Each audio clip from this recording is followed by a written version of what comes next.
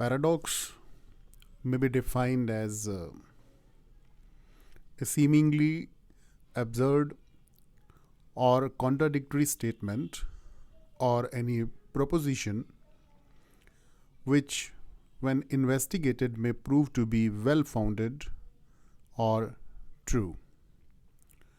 In other words,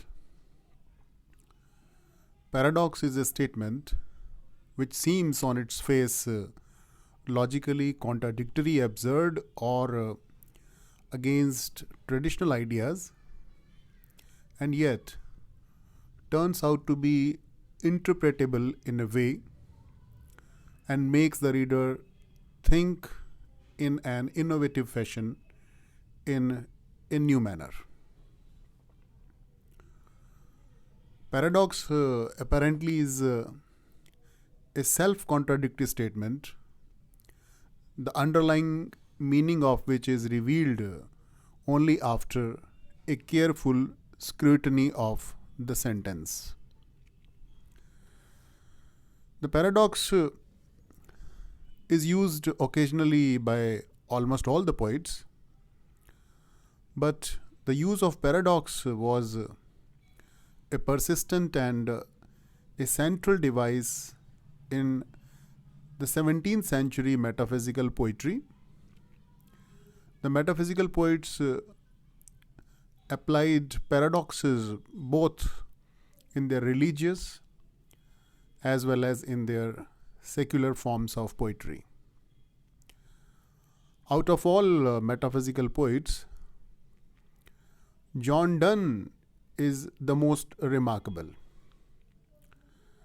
John Donne, who is one of the poet of the metaphysical school of poetry, deployed paradoxes in his poetry to create a remarkable thought image of words.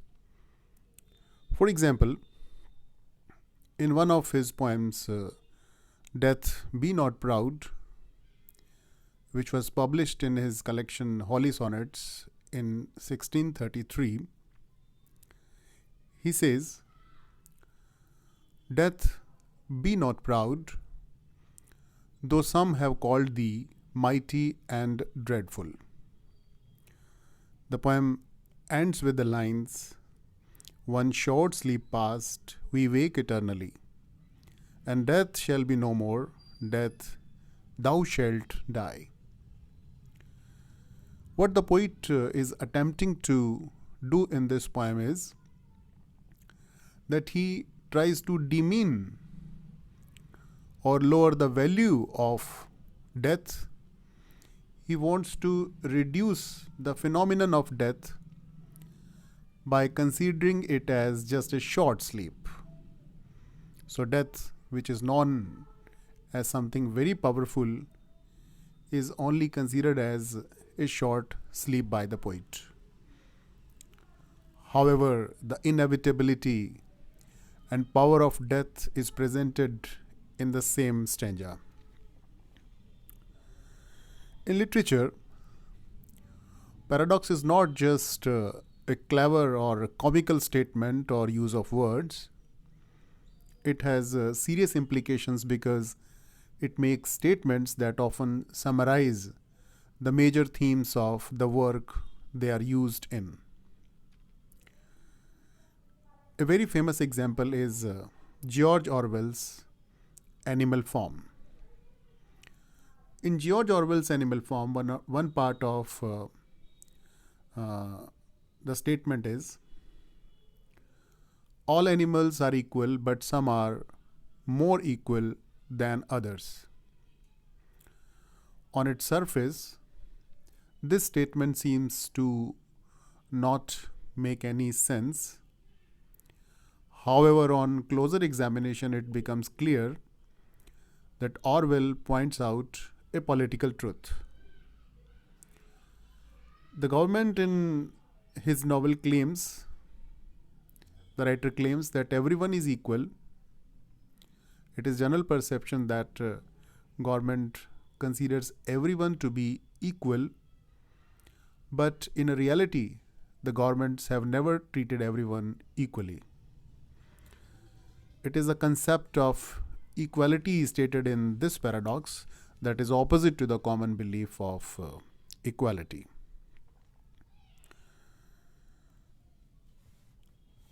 Another famous example is from William Shakespeare's famous play Hamlet.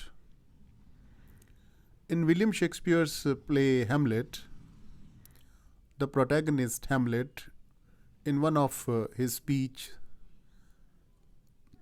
says, "I must be cruel to be kind." This announcement, which is made by the protagonist, does not seem to make any sense. How can any individual treat others kindly even when he is cruel? How one can be kind and cruel at the same time? But in deep scrutiny of the plot of the play, we realize the sense in this sentence. Because Hamlet here is talking about his mother, and he is talking about killing his uncle Claudius to take revenge of his father's death. This act of killing of his uncle will of course be a tragedy for his mother, who is married to Claudius. Hamlet does not want his mother to be the beloved of his father's murderer any longer, and so he thinks that the murder will be good for his mother. So in this way, if he becomes cruel, he becomes kind at the same time. In his short lyric, there is another example. In his short lyric, "My heart leaps up when I behold," William Wordsworth remembers the joys of his past, the joys of his childhood days, and says, "The child is father of the man." On its surface reading, the statement, "the child is father of the man," has incorrect supposition. But when we look deep into its meaning, we realize the truth. What the poet is saying, that the childhood experiences become the basis for all our adult occurrences. The childhood of a person shapes the rest of his life and consequently gives birth or fathers or creates the grown-up adults. So in this way, the child is the father of the man.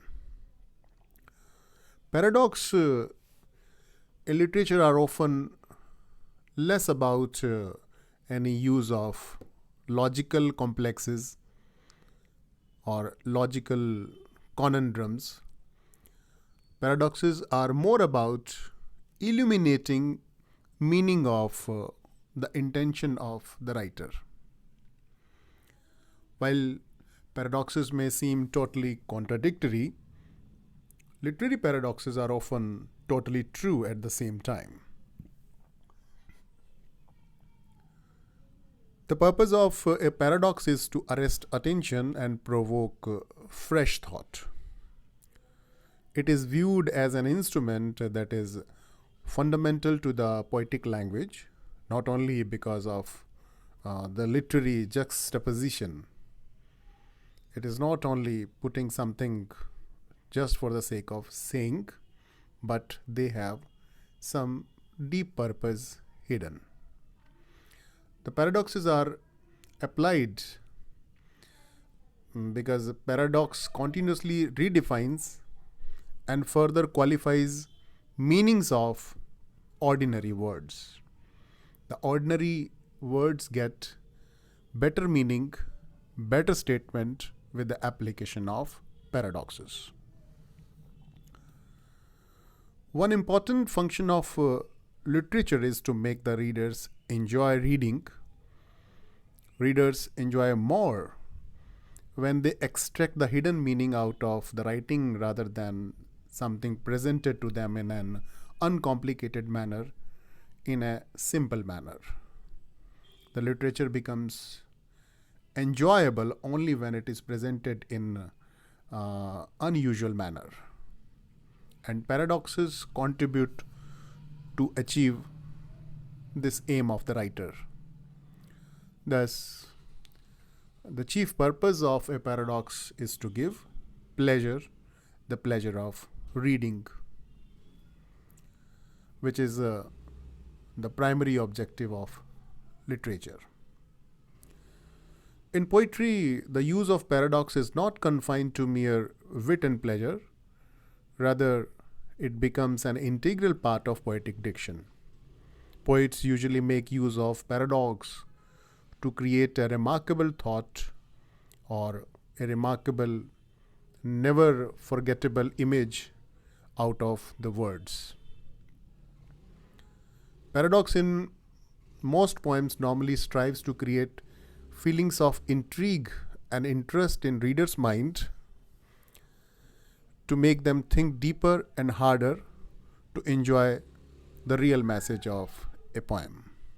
So this is all about paradoxes in life and use of paradoxes in literature in general.